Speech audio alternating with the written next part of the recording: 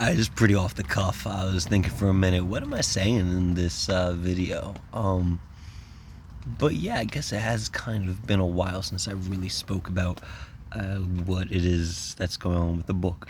A lot, a lot of stuff. It's crazy. It's because there's a while where I was working off of just putting the structure of things, just understanding for myself like what I want out of my story, what certain characters I really wanted to develop. But it came to the point where there needed to be greater interaction. It couldn't just be the core cast speaking amongst themselves, isolated events with them, and things like that. So things expanded, and once it did, that just kind of unlocked the door for me. There's so many people that interact in so many ways that are just really, really cool for both what I'm currently looking to write and just for the future of the story. I'm really excited about that. I think that's really, really dope. Just seeing them as they are. I mean, just be completely straightforward on how I'm writing things.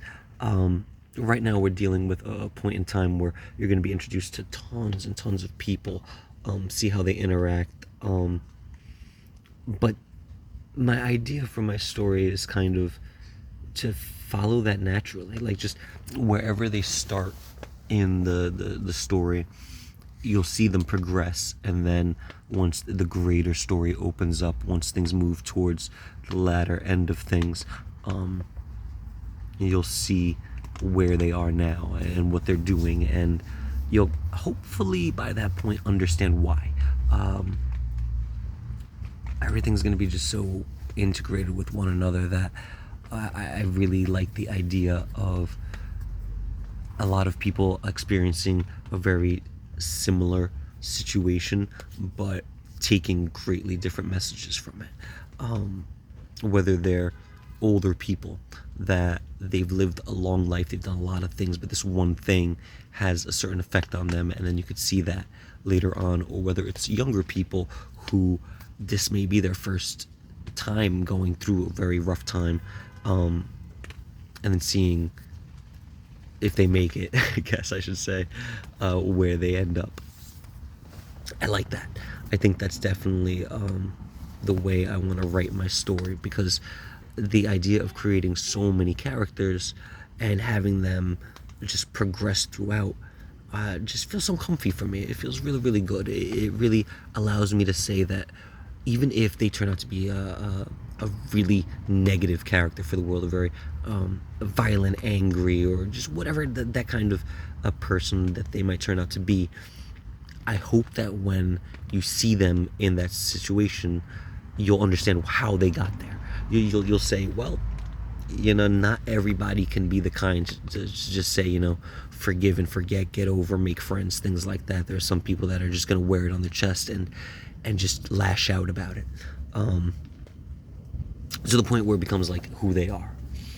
So that's kind of it. That's kind of the big thing right now, is just taking care to give all these people time to do things, to whether it's the interactions that you'll see, because not a lot of characters, I'm explicitly making it so that they're shining in the current part of the story, so that when you see them later on, you're like, oh, well, obviously that's who they are. It could be someone that has very little interactions with the main story, but whether they're in the foreground or more in the background of my story, I still think everyone's important. I still think that that's opportunity to tell the stories of all these people, whether, if they're in the foreground, you're going to learn a lot about them at whatever point they're at, whether they're old, young, whatever's happening right then and there, and then as we move on. But if it's someone who you didn't really pay too much attention to, you see that they were there, you see that they kind of experienced the same things as everyone else, then you could tell stories with those characters later on. And I think that kind of connection is something that I really think is important for my story. One of the things, I don't mention this often, but one of the underlying things of my story is that there's not a lot of people left. The world is not sprawling. There's not multiple countries populated by tons of people and things like that. It's on the fringes of existence. It's the last of the people that are around. Spoiler.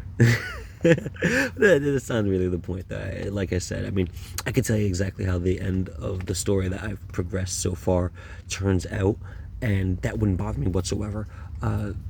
It's more of the experience of getting to that point that would be the interesting thing. To the point where that end, even if you knew what it was going to be, that resolution, you'll still kind of feel conflicted about reaching that point.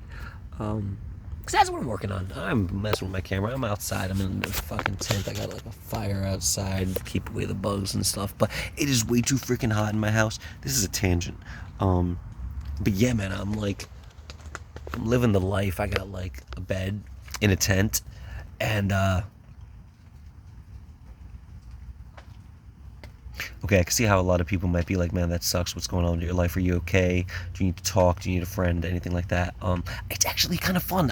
Look, I cannot express it to anyone who's not me or doesn't know me, but this is a situation that I'm like thriving in.